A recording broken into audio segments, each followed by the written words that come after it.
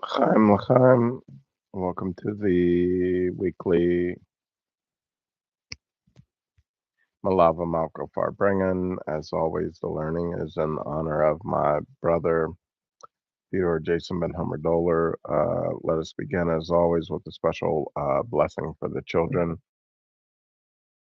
To Chayenu was talking about the Alter Rebbe had this special inside group of people who would study and learn with him. So to become eligible to be enrolled in the Alter Rebbe's Cheder, if you will, his school of learning, his inner circle, there were different grades you could be entered into. So it said here those who were erudite, which is a word that I came upon multiple times in my learning over Shabbat day, this erudit. I wasn't familiar with the definition.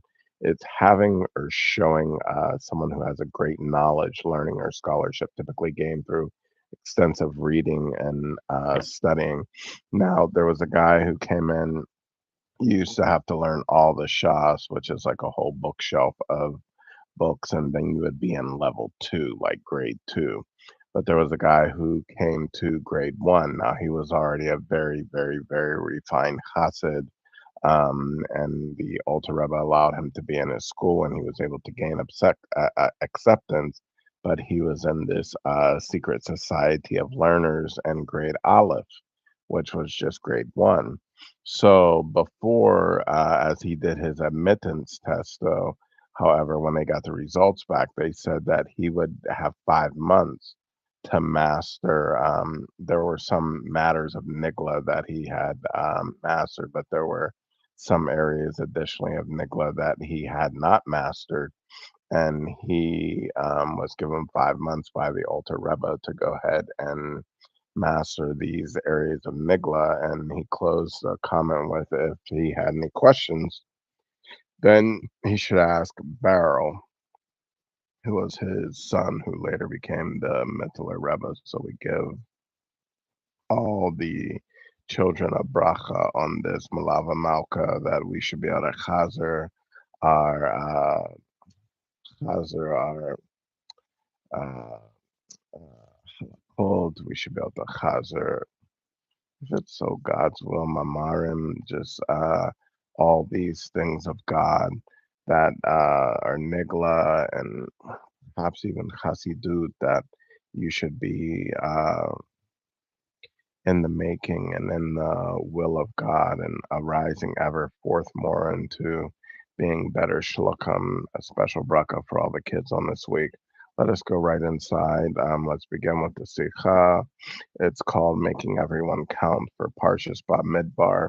It says living with the times. Number one, in most years we read Parshas Bamidbar on the Shabbos before the holiday of Shavuot, the time of the giving of the Torah. Every Torah reading shares a connection with the period of the year during which it is read. This is particularly true regarding the relationship between Parshas Bamidbar and the giving of the Torah.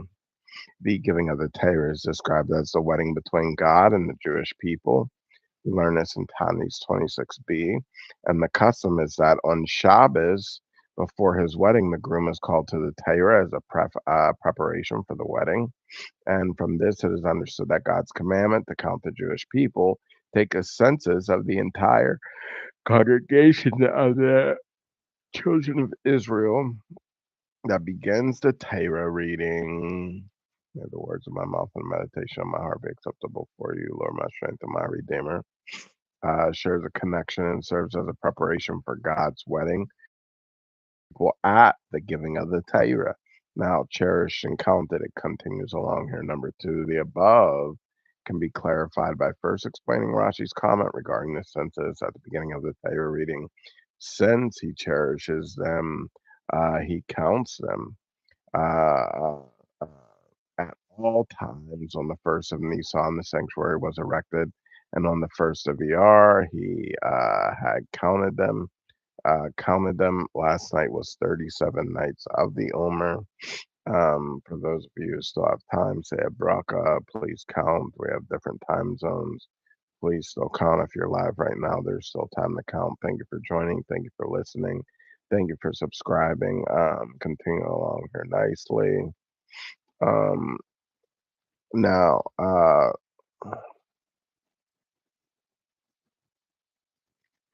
this cherished and counted. So since he cherishes them, he counts them at all times. And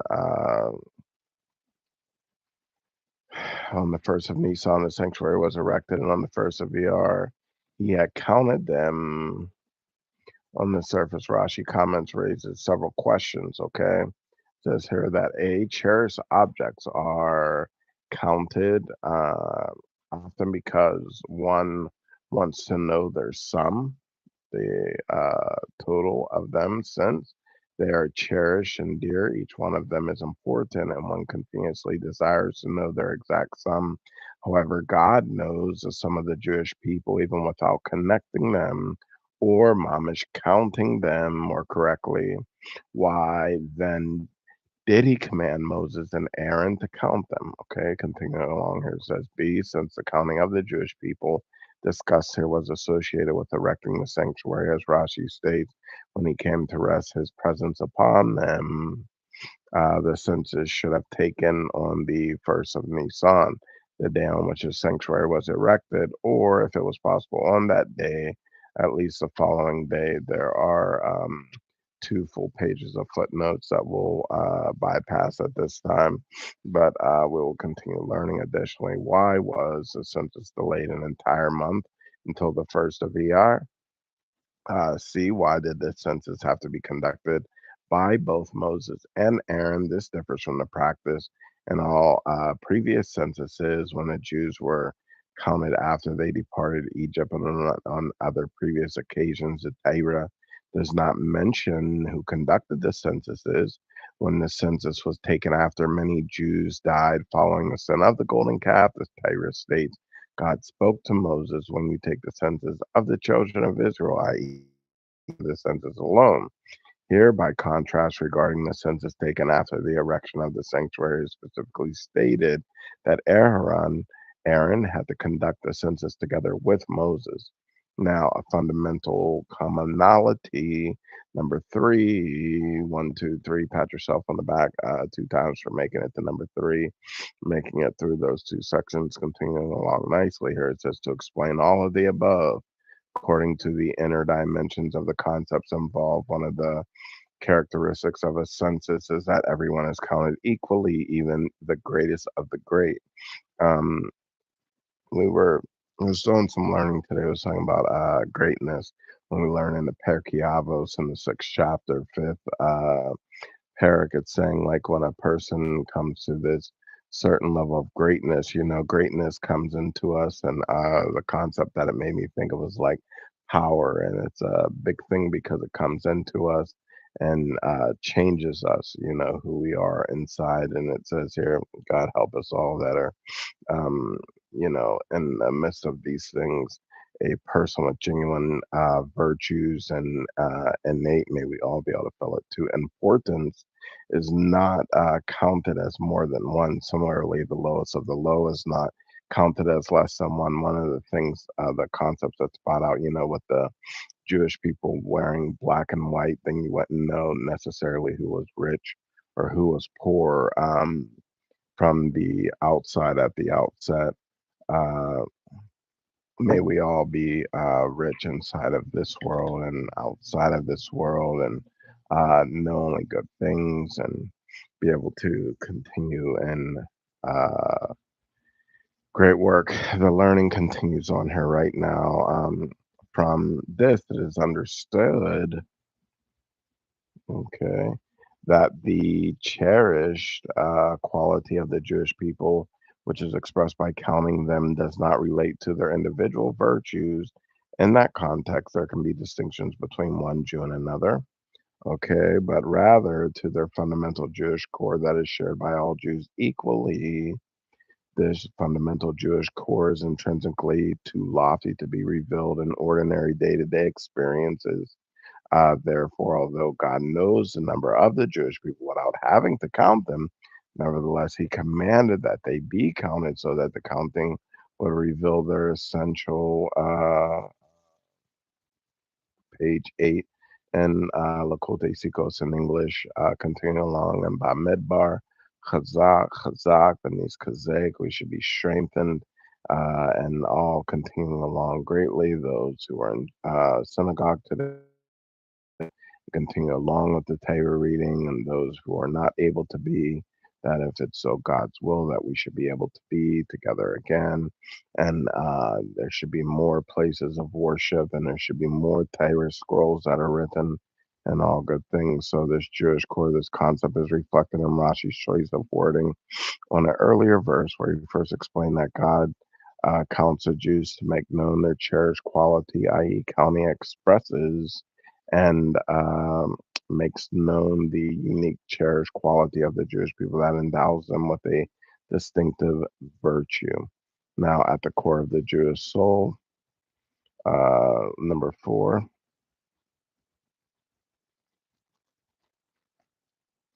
on this basis, it is also possible to explain Rashi's words. He shall count them, he counts them at all times. On the surface, that statement requires much clarification, true in the period between the exodus from Egypt and the first of the second month of the second year after the exodus from the land of Egypt. The day of the census that is mentioned in the Torah reading, only slightly more than a year had passed, and yet the Jews were counted 3 times. However, from them a very long time, 38 years passed until the next time the Jews were counted in the 40th year of their journey through the desert. Moreover, in the many years afterwards until the present day, uh,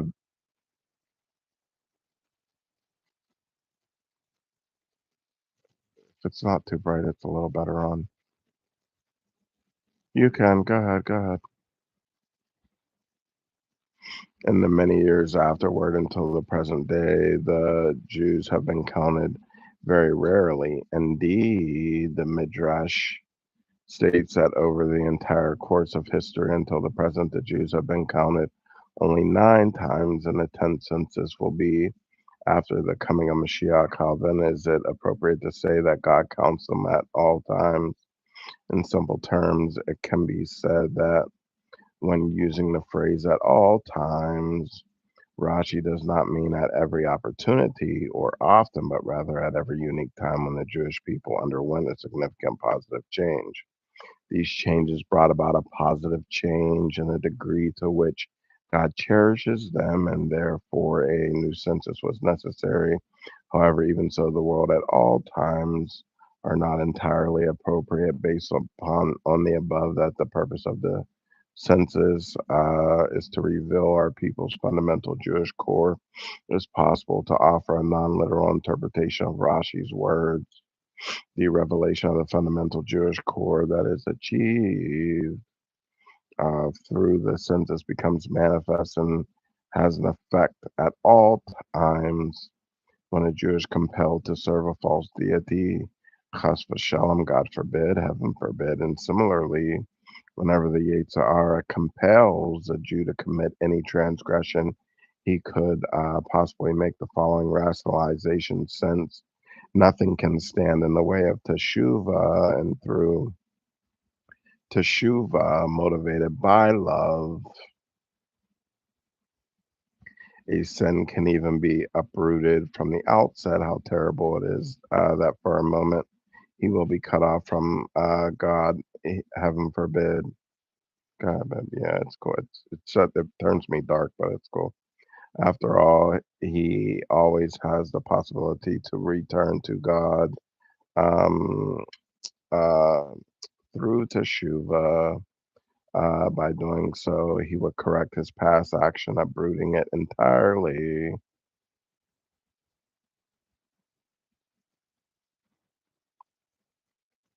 Um, Continue along here nicely. Even so, we see that when faced with such challenges, no Jew will act in this way. By nature, a Jew is willing to sacrifice his life so that he will not be separated from God even for a moment. He does not consider the possibility that afterwards he can correct his conduct through teshuvah. The reason for this inner motivation is that God's light that is enclosed in a Jew's soul is above time and rules over and dominates. Page 10, it accordingly, when it comes to a Jew separating himself from God, there is no difference between a brief moment and a lengthy span of time. From the standpoint of this fundamental godly core being cut off from God's for even one moment is as unthinkable as being cut off him for a longer time. And this is the implication of Rashi's wording that God counts the Jewish people at all times. His counting of the Jewish people, i.e., his highlighting of their fundamental Jewish core, affects them and guards them at all times.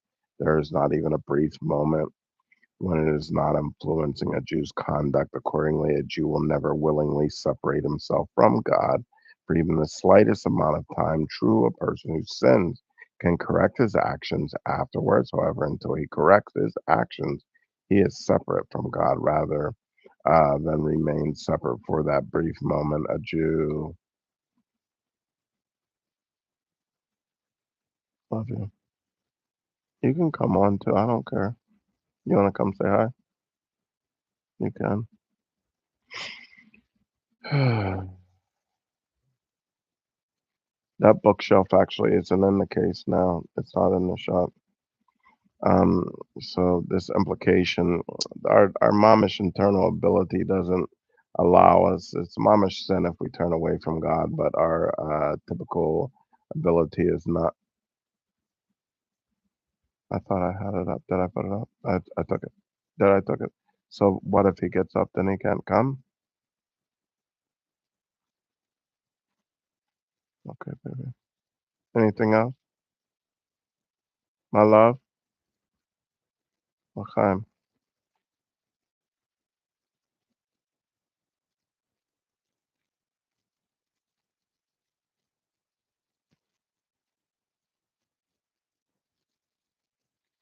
So the Jew, we don't go away for a long time, let alone mamish a short time, and we don't willingly separate ourselves or himself from God even to the slightest amount of time.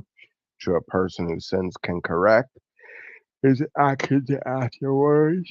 But however, until he corrects his actions, he is separate from God, chas v'shalom, rather than remain separate for that brief moment. A Jew will be willing to cast away any calculations and sacrifice himself because his godly core has been aroused and rules over him. He is counted at all times. Now, continuing along three motifs for the revelation of the Jewish core. It says here, on this basis, we can understand the significance of the differences between the three instances when the Jews were counted that Rashi cites: A, when the Jews left Egypt; B, when many of their number died in the sin of the golden calf, which took place before the erection of the sanctuary; and C, on the first of ER, after the erection of the sanctuary. Now, continuing along here, it says there are also three manifestations of the effect of the revelation of the Jewish core on the Jewish people. Number one, A, on the basic level, even after a person's Jewish core is revealed within him and has affected him to the extent that he is prepared to actually sacrifice his life for his Judaism, his conscious powers, his mindset, his feelings, etc., remain as they were before. To cite an example, Tanya states that even those Jews who are most lax in observance are prepared to sacrifice themselves in the sanctification of God's name. Tanya is referring to such a person as the most lax in observance, even when at that very moment he is prepared to sacrifice his life for God's sake. Why? Because his enemy that he would commit other transgressions. B, number two, on a deeper level, the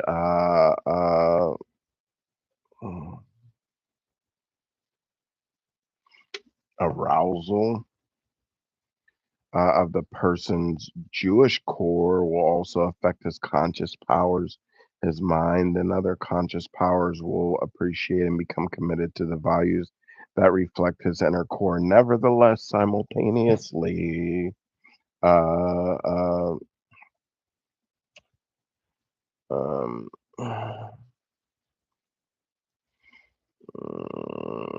okay.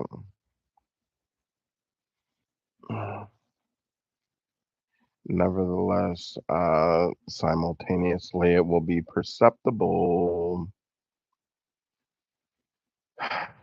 that his intellectual acceptance is not rooted in this understanding alone. Instead, there is another power, his inner Jewish core, that influences and molds his thought processes. Pardon me. C number three. The ultimate level is when the uh, person's Jewish um, core permeates his entire being, becoming the totality of his essence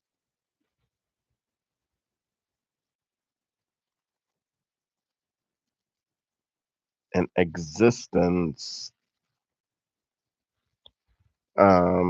As a natural consequence, his mind understands and dictates that his entire being becomes aligned with that inner core, and his actual conduct accord with it. This is the difference between the three censuses mentioned above at the time of the exodus from Egypt. Just a few more minutes here. The Jews' simple faith uh, uh, in God shone within them to the extent that they lovingly followed after him in the desert as an unsown land. Nevertheless, this did not affect their conscious powers. The erection of the sanctuary and the fulfillment of the command, make a sanctuary for me, was intended to bring about God's promise that I will dwell among them, the Jewish people, in such a manner that this would permeate each Jew's inner being. Consequently, beforehand, a second census was necessary. The endearment that was revealed through the counting after the exodus from Egypt did not suffice, because with the construction of the sanctuary, the acknowledgement of that endearment, i.e., the revelation of the Jewish core, had to be manifest in a much deeper manner. It had to permeate and have an effect on the conscious powers of the soul, because the promise, I will dwell among them, implies that one's conscious powers be fit for the revelation of God's presence in them afterwards, following the erection of the sanctuary, when the Jews already carried out the service in the sanctuary, and through that, they themselves became a sanctuary for God, not only because of the initiative from above, but also through their own divine service. A third census was necessary. This revealed that the endearment of the Jewish people, the revelation of the godly core, came because of their conscious powers they had already redefined and remade themselves, as explained above. Number six, a harmonious blend.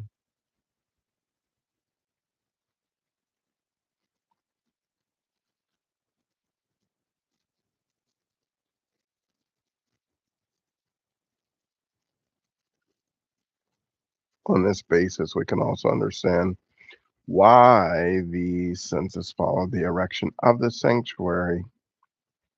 Well, the census that followed the erection of the sanctuary was not taken until the first of ER&Y, together with Moses. Aaron had to participate in counting the Jewish people. The difference between Nisan, the month of redemption when the exodus from Egypt took place, in ER, where we're holding by even now, if I'm correct, the month associated with the counting of the Omer, can be explained as follows. Nisan involves drawing down divine revelation from above, while ER involves elevating, okay, man, in the material realm in which he lives.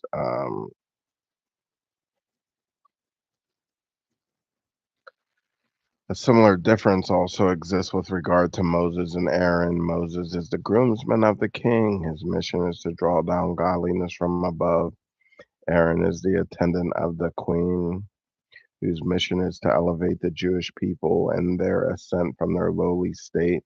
The census taken after erection of the sanctuary was not only in order to bring about the revelation of the Jewish court in and of itself, a motif resembling revelation from above, but that it should also be therefore it had to be carried out by Moses and Aaron together. And thank you for joining in. Thank you for subscribing. And it is to be carried out specifically on the first of the second month, when not only had godliness been drawn down from above, but also the service of ascending from lower levels had already begun, creating and setting for a wedding, as it's referring to here. Um, Number seven, 1, 2, 3, 4, 5, 6. I don't know if you get double bracha if you had to do the first three, then you only get three. But l'chaim, l'chaim.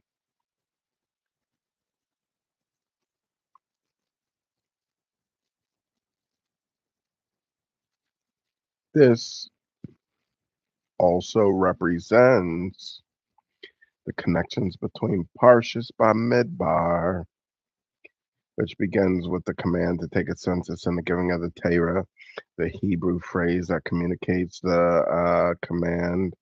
What does it say here? Shav et Rosh begins with this word.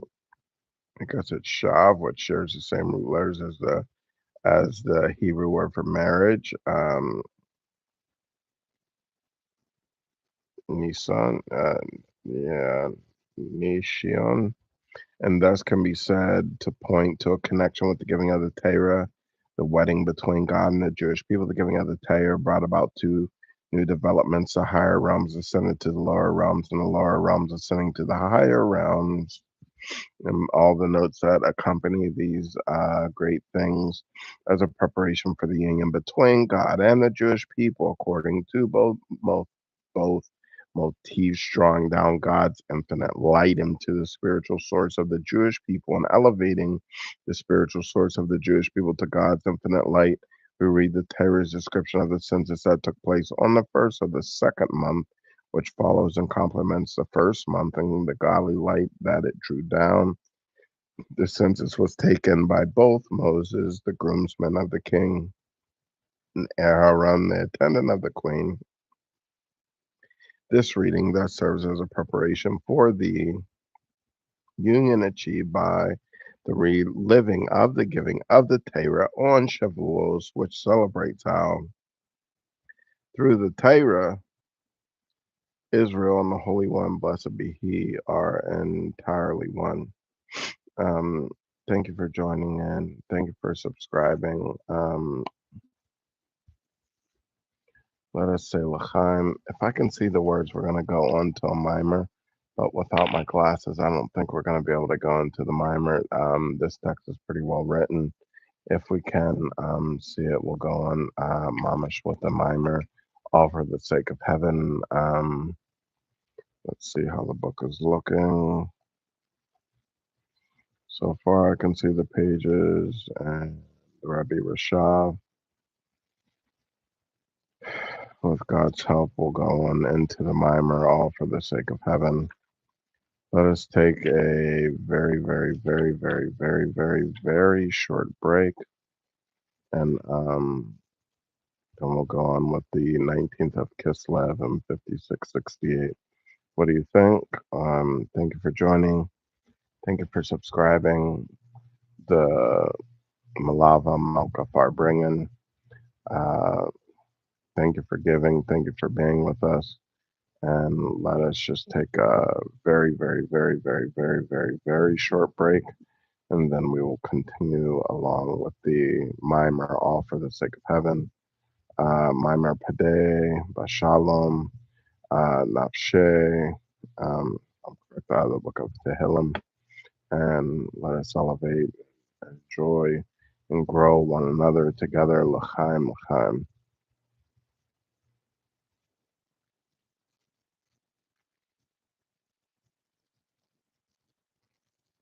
meantime, we'll have a short Devar. Let's see if I got anything in here from this week. Got 2 minute break here to cover. All right, let's do it.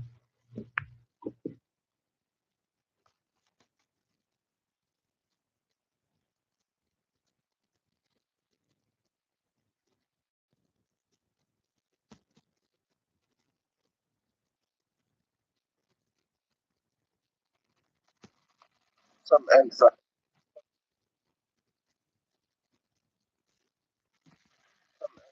for Logbone that we all be greatly increased. A little fire can go a long way. Also, if your fire seems to somewhat go out, you just rekindle the fire. Now, no matter how small that our fire is, we also want to be careful around things that are flammable. I want to have my flame go, but we have a new neighbor, and I can see that they have a lot of flammable. I don't know what the item is, but it's all labeled flammable, like a whole wall of it. So this light could be a good thing. Sometimes light needs to be protected. One of the things that I always go through too is the fact that we've had what we've done. Like if there's a change in your current, or if there's a change in your future, a change in your past is what has put you there. So when there's another change, we ought not be worried and fretful. And there's different ways of connecting to the Abishur and the Most High God, and we can connect in all different ways. But we should know that we're not connecting. Our our learning helps us realize that we are always connected and that there is no separation. And we should also be grateful for our our affairs are not mundane as they hold us together through our business dealings and through giving of charity and tzedakah. May God help us all continue to walk upward in a light of unity, together forward with a fire that burns forevermore, consumed into the one ultimate fire. May God help us all.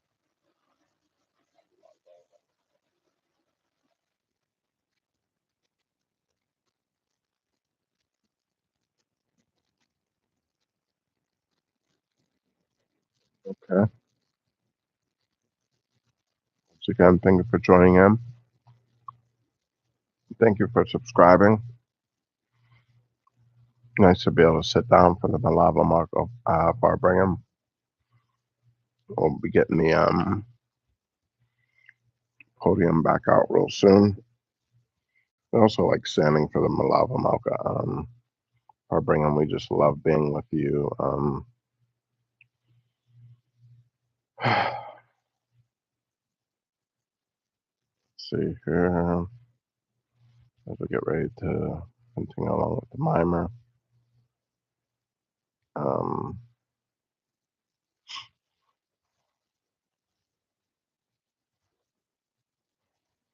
Blessing to you and your family.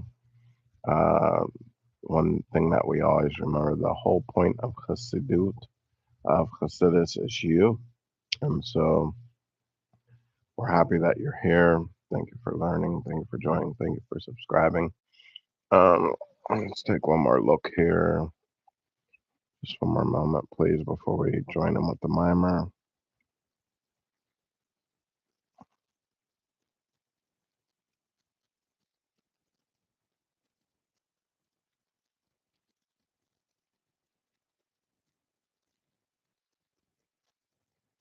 Um,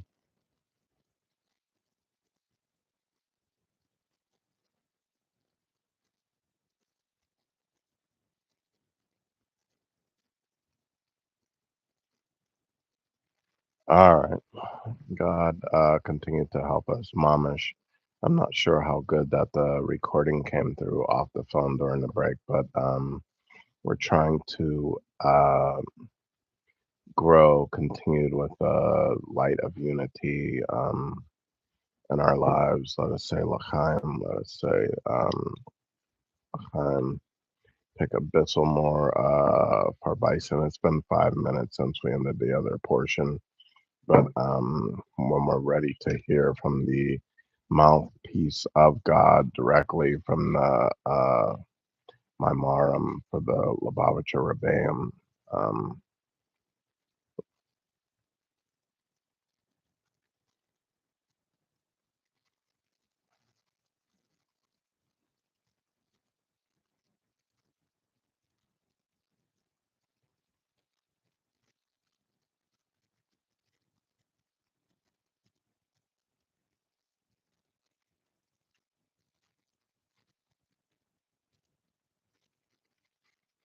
Mm.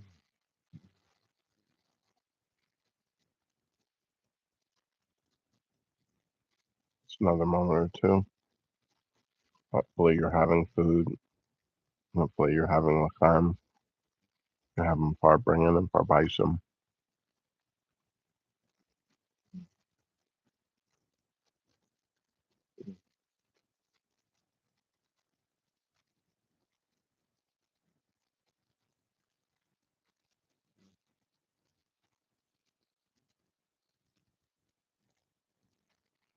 For those of us that are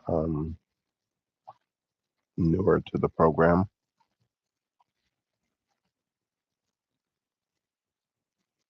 there's the concept of the fish,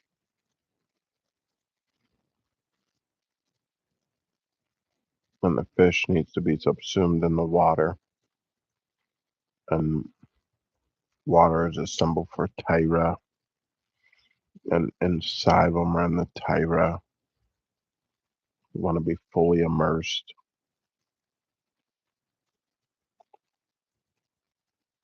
So we eat fish, remind us of this blessed connection. May we be like the fish, always connected to our source, in and outside of this world, revealed and unrevealed.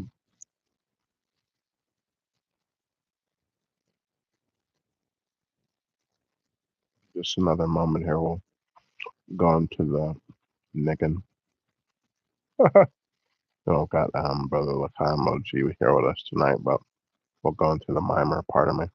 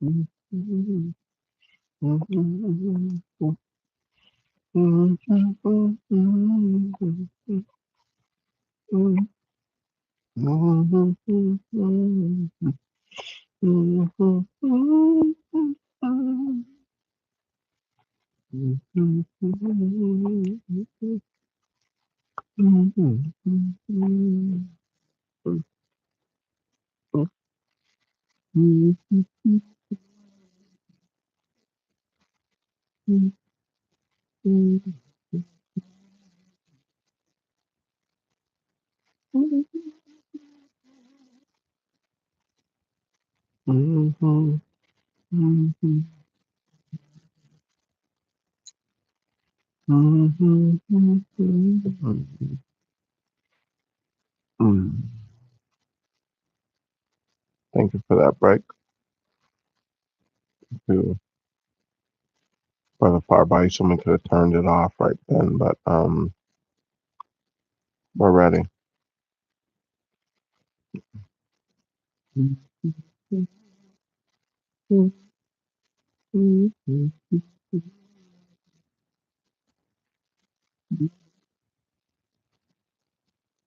Um,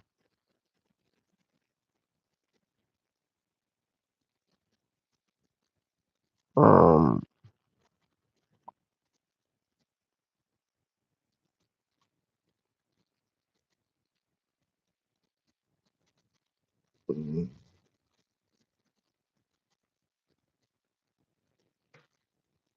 All right, y'all.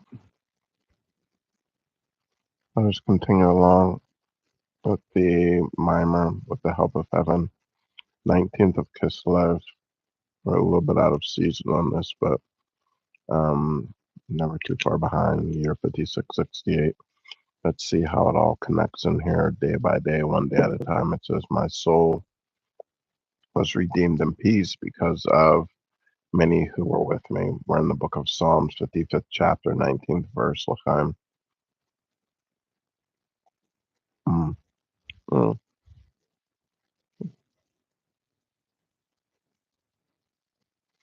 Says regarding the verse, the Talmud states that God says, whoever occupies himself with Torah study, acts of kindness, and praise in the congregation, which there's a lot to be unveiled in the footnotes in Brachot 8a, and in this minyan, this quorum of 10, will be considered as if he redeemed me and my children from among the nations. Rashi comments regarding Torah, it is written, all in ways are peaceful, acts of kindness bring peace between man and his fellow. And prayer with the congregation refers to the many who were with me through these three activities. Redemption takes place in a peaceful manner, but it is implicit that redemption on its own does not happen peacefully only because of the aforementioned practice. Is redemption peaceful? It says warranted deceit. Now, to understand this, let's have a quote from Proverbs 3:17 in there, Mishle. It is first necessary to present an explanation of the verse. Your name shall no longer be called Yaakov, Jacob, but Yisrael, Israel, for you have striven. Rashi comments that this it was so it shall not be said that by means of cunning, Akev and deceit he obtained the blessings, but rather in the manner of a minister, tsar, or nobleman.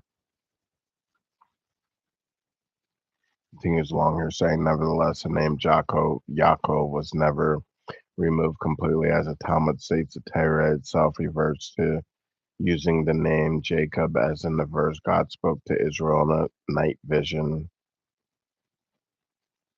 and said, Jacob, Jacob. This implies that there was an element of cunning, Akev, and descent required in order to obtain the blessings.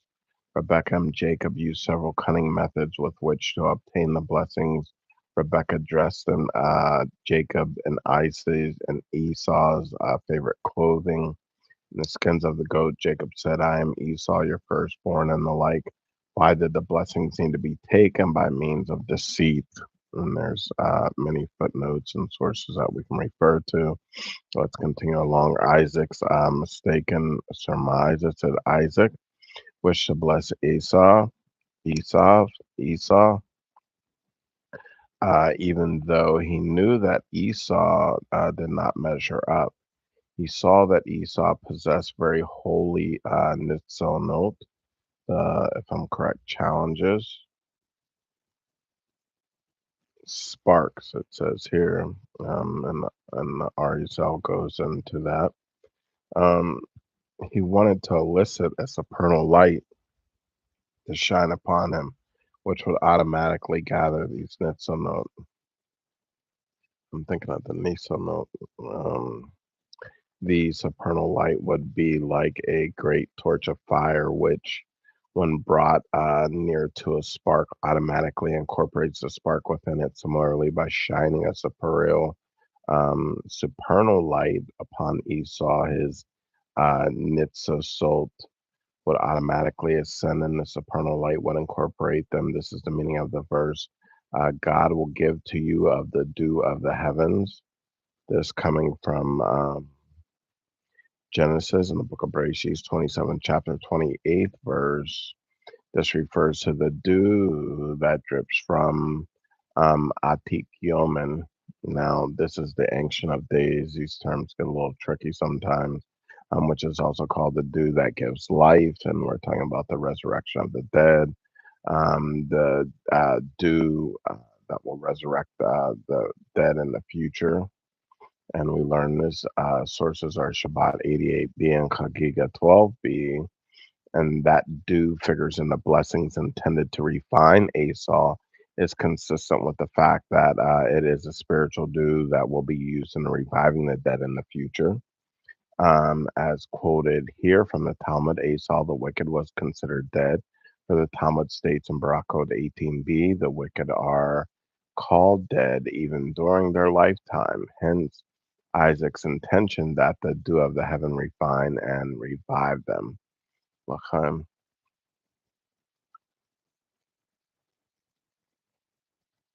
In Kabbalistic terms, okay? Um, this is like a Kabbalistic explanation that's about to follow here. This is a reference to the seven primordial kings of Tohu, whose deaths were stated in the Torah. And now the area where it's coming from is the book of Genesis, 36th chapter, verses 31 through 39. And the dew is responsible for the resurrection of the dead. And it says here, since the level of dew transcends as tohu, these other worlds, and tikkun, elsewhere, we're not going to go into this right now, but in the Or HaTorah Akev, is explained that the dew is higher than the well of living water. The well of living water refers to, it's called Keser of Tohu. Okay. It's like a crown of Tohu. Um, at other times, we saw in the Lag BaOmer Mimer, where the rabbi in Sfat was saying that, using these other terms, using like a crown of a cranium. Furthermore, continuing along, it says, as explained in Lakute Torah on the verse, then Israel sang, spring up, O well, whereas dew transcends as tohu, which is like mamish kind of like actually like chaotic, but has a great energy of emotions, this particular light that's brought down through this world here. Now, dew is never withheld since Mayim Nukvin, more words of definition that we're not going to go. We're talking about like feminine waters and upwelling waters, according to Tani 3a, can reach page 36 inside no further than Tohu, Mayan Nukvin. These female waters, feminine waters, cannot reach any higher. For this reason, dew cannot be withheld. It does say here that the highest spiritual levels acceptable to man's initiative, this Mayan Nukvin, is the level of Tohu. Anything above this level remains constant. I'm not sure if it's referring to this now, but we talk about the areas where a Jew's prayer can affect, which is very, very, very high up, even to the fact that we can adjust the weather with our prayers. When the people pray, then they can cause for a manifestation of rain to come into the world, which is very high level, very high above the person. But then there's other levels that are still below, which cannot be affected, which is God's wholeness and completeness. So therefore, do automatically refines and elevates the Nitzot of Tohu, these sparks of light that are in this, because the feminine waters reach only as far as this place, and there needs to be something of a more transcendent level that will refine and elevate these sparks that are from this Tohu, and this is the dew. Not only does nothing hold dew back, but nothing can be withheld from the intense luminosity of the divine light represented by dew. When the light is refilled, the sparks of holiness automatically emerge from their state of concealment to unite with the divine light and shine once more. Isaac wanted to elicit this upon Esau in order to refine and elevate him in truth. Isaac was mistaken. He perceived Esau from above, from the encompassing level of Levana, Zacha, literally like a pure fragrance, frankincense. And this is the 11th ingredient in the incense offered daily on the inner altar of the Beis HaMikdash. Very interestingly enough, he imagined that Esau was good,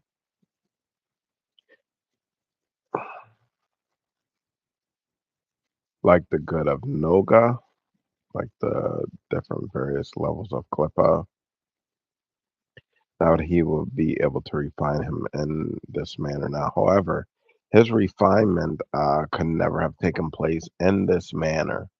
For had he had elicited the supernal light to Esau, it would have led to one of two results. Either it would have been completely assimilated within him, or it would have nullified him, and he would have lost his individuality completely. The Kitsunim. When we talk about Kitsunim, we're talking about the externals, the the source of all evil, suckle divine energy from the level of the superior, supernal Malka. As the verse states, though you soar high like an eagle.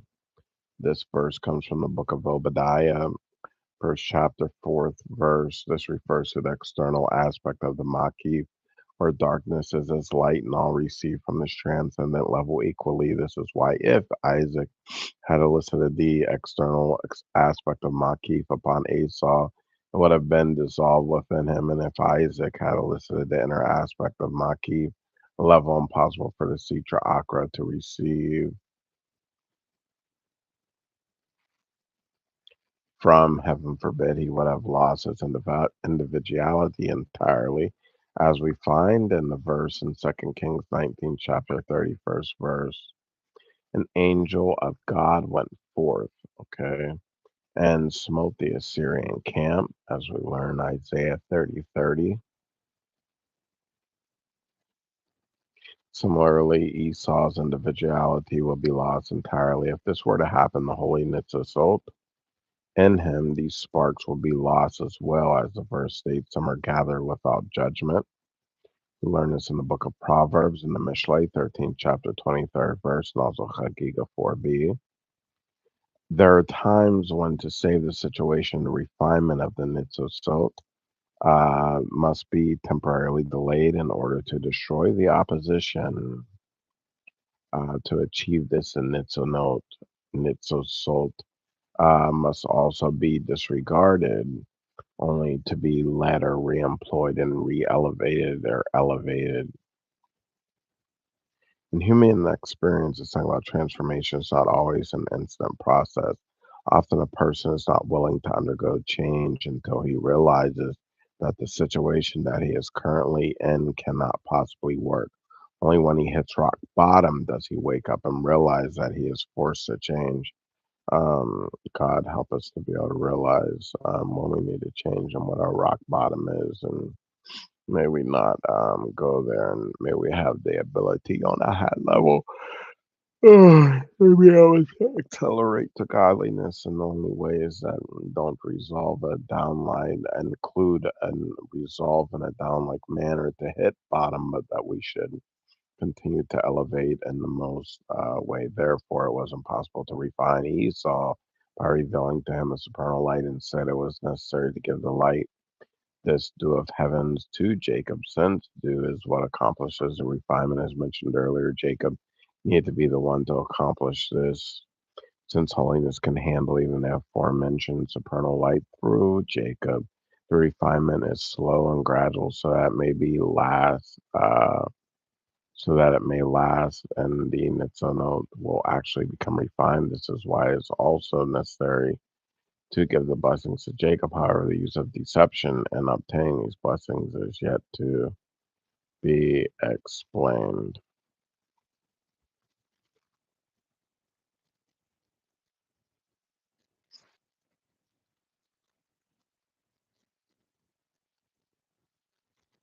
That's number one. We'll pick up with part number two in the near future here, and we'll finish the mimer. We're happy to be able to come to you. We're making every changes that we can, adjustments into the program to be able to continue to serve you and be able to come in a great and mighty way, in a way that brings down the light of Chassidut and Hasidus. We could literally spend an hour just talking about what we spoke about in the last few minutes there, but we want to reach everyone on their level where they're holding at that time, typically on the let's go to number two. Typically on the Melava Malka Farbrengen, we take about 3 hours. So let's just go on to number two. At this time, um, it's talking about a Torah lifestyle. Okay, saying here that according to the simple explanation of these verses in Genesis, Isaac wished to bless Esau with the dew of heaven and plentiful grain. Isaac had a different blessing in store for Jacob. The blessing is found at the end of the portion when Jacob was to depart from this Padan Aram, in which Isaac says, "That may be fruitful, multiply, and may the blessings of Abraham be given to you." Abraham, our sages, said this is the way to acquire Torah. In the book of Avos, which we're now in the fifth chapter, eat bread with salt, live a life of deprivation, and sleep upon the ground. Um, in the Avos 6:4. The other portion was 6:5, which we mentioned earlier tonight about the fact of greatness. Isaac wanted to live in the manner of one who studies Torah. He therefore thought to give the blessing of plentiful grain and wine to Esau. Rebekah, however, wanted Jacob to receive the additional blessings of plentiful grain and wine as well. One who wishes to merit receiving the crown of Torah should not choose to pursue material matters, i.e., plentiful grain and wine. In general, every Jew, even one who does not study Torah as his primary occupation, should not put more effort into pursuing material success than what is necessary for his livelihood. Nevertheless, it is a good thing when a person achieves material success effortlessly, or at least without overexerting himself. The extra material success can bring added spiritual light. We're thankful to our wives and the light that they bring, and I'm thankful to my wife, Hannah Ruth Boyk. I'm thankful for standing by me and thankful for the light that you bring. Okay.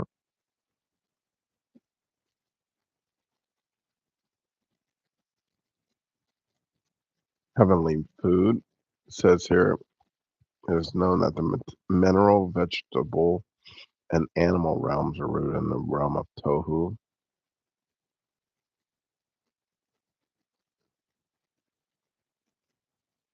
Oh boy. That precedes the world of Tikkun.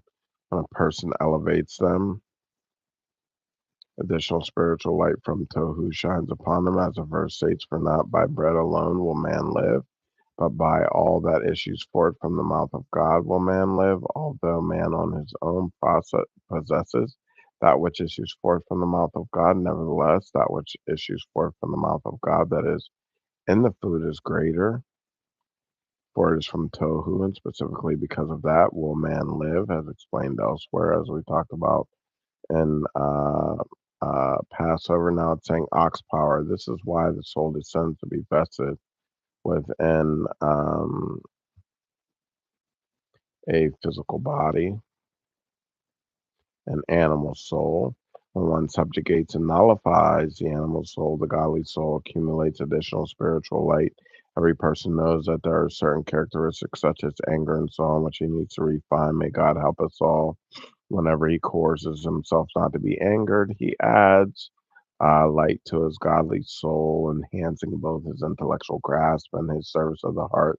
This is true all the more when he subjugates this bad trait to the extent that it no longer excites him into opposing the godly will at all. By doing so, the godly soul accumulates much spiritual light, as it is written, "Many crops are yielded by the power of an ox."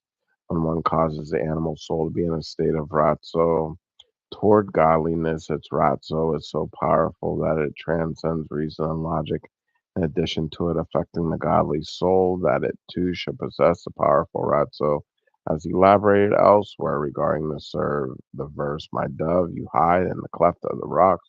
Show me your countenance with every act of subjugation, rejecting the urges of the animal soul. The godly soul accumulates powerful spiritual light. This enhances its terror study and service of God." Now, this spiritual light is the light of no God that is more powerful and luminescent than regular light, just as the morning's first ray of light, the light of a rainbow, shine brighter than regular sunlight. This analogy for the light that results from the service of Bedarim, as elaborated elsewhere on the words, they are full of radiance and emanate brightness.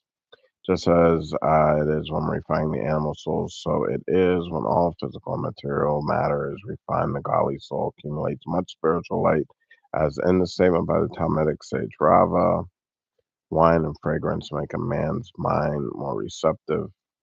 This is why Rebecca wanted Jacob to be blessed specifically with those blessings of plentiful grain and wine.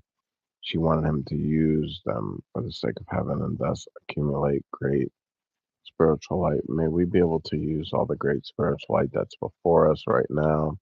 May we be able to see holiness. May we just be able to finish the Mimer in the near future. L'chaim. May we be able to see levels of godliness that we've never seen before. May we be able to elevate the concept of the Ekbesa de Mashiach into a true goal. These concepts of God being right before the fact of revealing himself into a more stand up, upward way. L'chaim, for peace, for blessing. May we just all walk upright into the era of Mashiach. L'chaim, thank you for joining in. Thank you for subscribing. Thank you for the opportunity to speak for you, to you, and with you, even for this short amount of time. Typically, from Melava, Malka will go multiple hours. We're glad to be able to continue the broadcast and keep our family in your prayers. We'll keep your family in our prayers, and we'll pray for one to another. If you'd like to give, if you'd like to support, 602-338-0129. Be in touch with us. Please call, please learn, please subscribe. God be with you. God make his face shine upon you. L'chaim, l'chaim.